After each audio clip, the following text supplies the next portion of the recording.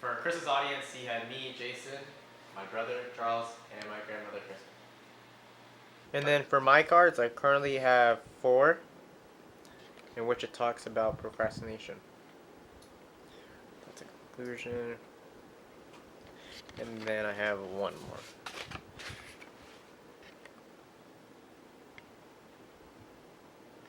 Procrastination. It gets the best of me, I will admit, but it can also get the best of you. If we have 2 imaginary characters floating around us all the time, one being the angel and one being the devil, the angel would be the hard work and the rewards and motivation. So what would the devil be that tempts us so much of the opposite of what an angel reaps? Procrastination. Its true form of laziness, hesitation, and deferring from our challenges, goals, and tasks that we set for ourselves. Everyone has these 2 sides. It's up to you to decide how to listen to the angel moreover than the procrastination devil. I'm not here to tell you how to listen to either side, but rather how procrastination breaks down our minds. Like I've stated before, procrastination is considered to be our physical and mental mind being lazy, hesitating, and deferring from the challenges, goals, and tasks that we set for ourselves to complete. According to an article from APA.gov in 2007, a report stating that 80 to 90% of college students will procrastinate when it comes to their coursework. What is the reason for this? Let me put this into perspective. You're working in a group and tasks are divided amongst everyone, and you happen to get the hardest portion of the group assignment. Now your first idea will most likely be to not attempt it. Why? Because it's difficult. Now there are some of us who will give that attempt and try, and I respect that. But for those who give that same effort and attempt the challenging task at hand and end up failing, what do you choose to do next?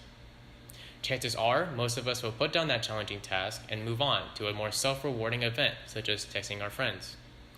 This is also known as self-doubt.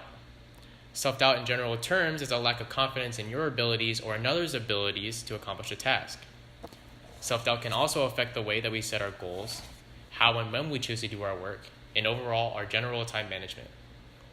When it comes to our goals, self-doubt may cause us to choose a less effective and self-rewarding goal. A person feeling like they want to do their best in school, but doesn't believe in their abilities due to their previous grades, may have this type of goal. I want to do the best that I can this semester. The goal itself has a specific date, but they don't specify what grades that they want to have, nor do they know how they want to achieve it. Do they want a 2.0, a 3.0, or a 4.0? How will they even know if they've improved? An individual who's confident in their abilities to take on challenges and tasks will have a more specific goal. I want to earn a 4.0 by the end of the semester, so I will have to study a minimum of 2 hours every single day. A student specifies an end date, a goal to reach being the 4.0, and how he wants to accomplish them by having a minimum 2-hour study session, challenging himself every single day to accomplish this task. As you can tell, self-doubt has an effect on how you set your goals. Now its effects on how and when we choose to do our work. This can be broken down into 2 sides, procrastination and productivity. A procrastinator will most likely be in an environment where it's noisy and has tons of distractions.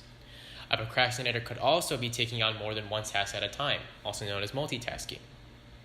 They might also choose the less daunting tasks as a more reason in order to avoid the more challenging ones. On the opposite side of procrastination, productivity tends to focus on single tasking, working in quiet environments to help increase focus, and working on the most important tasks of the day in order to prevent the increase of stress and the possible self-doubt. Finally, with time management, with procrastination usually being the cause, not scheduling things that you need to get done that day, this week, or that month. Use your time wisely, block out anything that you can that would distract you. Your TV is amazing, especially for the fact that it can increase your levels of stress due to procrastination.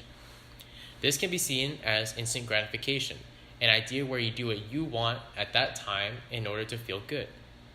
Block out the time that you need to get the task you need done, use your time wisely, take a break, and schedule enough time for you to continue working.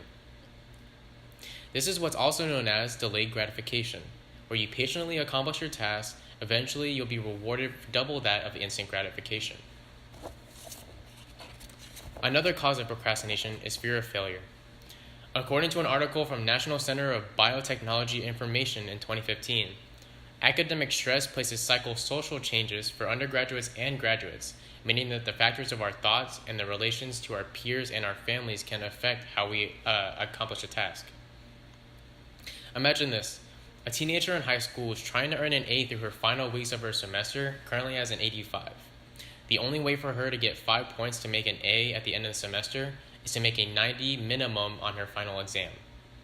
There are also factors included. Her parents have high expectations of her as they praise the idea of education, so straight A's is the big picture. She has a fear of letting them down, and if she gets anything less than 90 on her report card. She earns an 89 on her exam, and she begins to cry, fearing that she has let her parents down. This is the fear of failure and the standpoint of a straight A student who is 1 point away from getting straight A's on a report card.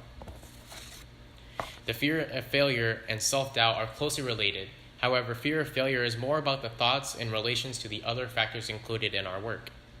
Anxiety, stress, a decrease in happiness can all be effects of a fear of failure. These are two causes of procrastination and the effects on us physically and mentally. As self-doubt and fear of failure are being connected with procrastination, we forget about what it means to be productive and what it feels like to be in a luxury, where fear, problems, and obstacles don't affect us. However, by understanding, acknowledging, reviewing, and evaluating our previous failures, it allows for us to view possibilities of future failures and how we can avoid them. Plan your time and use it wisely. An article from Simply Organized in 2012 states, for every hour planned, 3 to 4 of those hours are saved from not being prepared and poorly managed tasks.